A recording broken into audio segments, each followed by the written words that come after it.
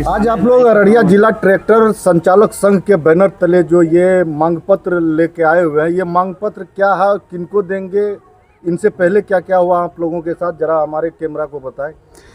हम लोग को अररिया खनन विभाग के द्वारा काफ़ी प्रताड़ित किया जा रहा है। हम लोग अपने खेत से यदि मिट्टी उट्टी काट करके, जो बाढ़ का फेंक आता है उसको काट करके हम लोग खेत को अपना कृषि के योग्य बनाते हैं। उसके लिए हम लोग मिट्टी उट्टी काट करके, बालू काट करके अगर इधर उधर करते हैं तो हमारे ट्रैक्टर को पकड़कर 1 लाख, 1.25 लाख, 1.5 लाख, 2-2 लाख रुपया तक फाइन किया जा रहा है।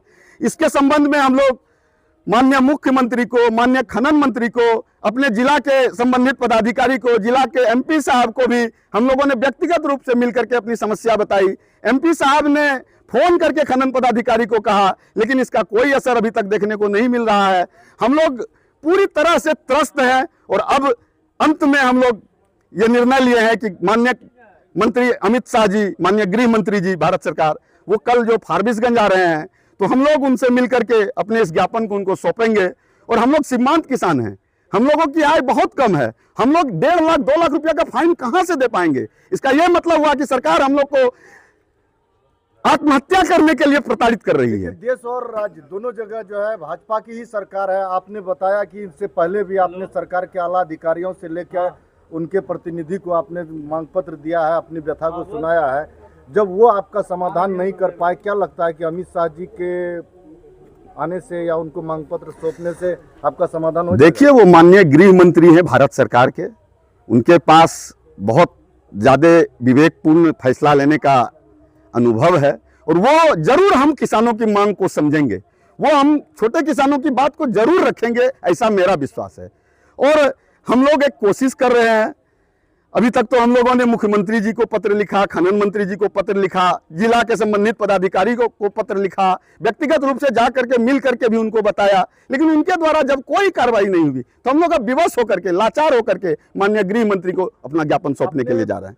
बीते दिन बताया कि खनन विभाग के पदाधिकारियों का कहना है कि उन्हें विभाग के मंत्री का आदेश है कि वो जो है टारगेट दे दिया गया है कि 4 करोड़ रुपया जो है वसूल के आपको देना है। जी, हम लोग जब जाकर के खनन विभाग के खनन पदाधिकारी से मिले तो उन्होंने स्पष्ट कहा कि हम लोग को टारगेट है कि चुनाव से पहले 4 करोड़ रुपया राजस्व वसूली करके हम लोग को खनन विभाग से देना है। ऐसा खनन मंत्री का निर्देश है, इसीलिए हम कुछ भी नहीं कर सकते हैं। हमको किसी भी सूरत में ट्रैक्टर, जिले भर से 400 ट्रैक्टर को पकड़ के 4 करोड़ रुपया खनन विभाग को राजस्व पूरा करना है। तो मान्य है, आप लोग ये बताइए कि अगर राजस्व की कमी हो जाएगी तो क्या उसके लिए हम लोग, ये सीमांत किसान, छोटे लघु उद्यमी ही हैं क्या? सरकार के नजर में हम ही लोग ज्यादा पैसा कमा रहे हैं क्या? एक तो हम लोगों का व्यथा किससे छुपा हुआ नहीं है।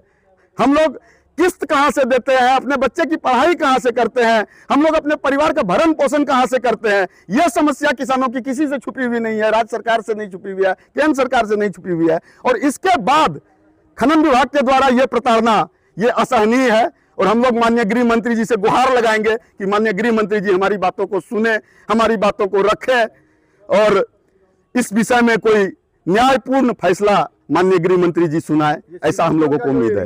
ये तो हमेशा से प्राकृतिक आपदा से घिरा रहता है, बाढ़ आता है, वही बाढ़ का जो गाद होता है वही गाद को आप लोग निकालते हैं।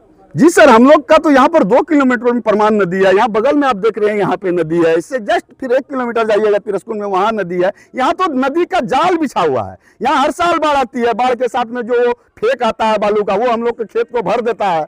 और हम लोग के खेत से जब वो मिट्टी काट करके या बालू काट करके हटाते हैं, अपने खेत को खेती के योग्य बनाते हैं, तो उसमें खनन विभाग के पदाधिकारी के द्वारा हम लोग के गाड़ी को पकड़ लिया जाता है और 1 लाख, 1.5 लाख, 2-2 लाख रुपया फाइन किया जाता है। इसी संबंध में हम लोग जो है ये मांग पत्र और ये ज्ञापन जो है माननीय गृह मंत्री को कल सौंपेंगे। मेरा नाम गौरव कुमार उर्फ मिट्ठू चौधरी हुआ। हम अभी जो है वर्तमान में अपने जिला के जो भी किसान हैं, जो भी कृषि संचालक यंत्र के मतलब ये हैं, संचालक हैं, मैं उनका अभी नेतृत्व कर रहा हूँ।